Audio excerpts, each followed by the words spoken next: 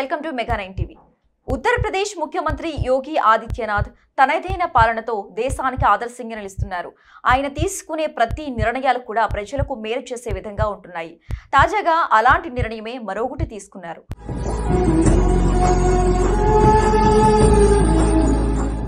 గుండెపోటుతో బాధపడే పేద రోగుల ప్రాణాలను కాపాడే అత్యంత ఖరీదైన ఇంజెక్షన్ను ఆయన పేదలకు ఉచితంగా అందించబోతున్నారు. ఈ ఇంజెక్షన్ పేరు టెనెక్టప్లెస్.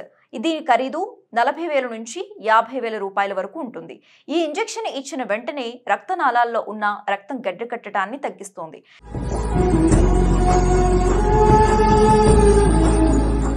ఇది గుండెపోటు వచ్చిన రోగికి జీవితాన్ని కాపాడే మొదటి చికిత్సగా పనిచేస్తుంది. ఇంతకు ముందు ఈ ఇంజెక్షన్ కేవలం కొన్ని పెద్ద మెడికల్ కాలేజీలు, సూపర్ స్పెషాలిటీ హాస్పిటల్లో మాత్రమే దొరికేవి.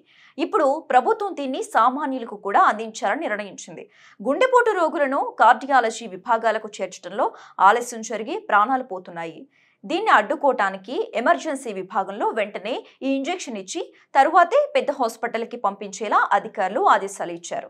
గుండెపోటు వచ్చిన వెంటనే డబ్బు గురించి చూడకుండా పేద ప్రజలకు కూడా ప్రాణరక్షణ దొరికేలా యూపీ ప్రభుత్వం తీసుకున్న ఈ నిర్ణయం ఇతర రాష్ట్రాలను కూడా ఆకట్టుకుంటోంది. తమ ప్రభుత్వాలు కూడా ఇలాంటివి చేయాలని కోరుతున్నారు.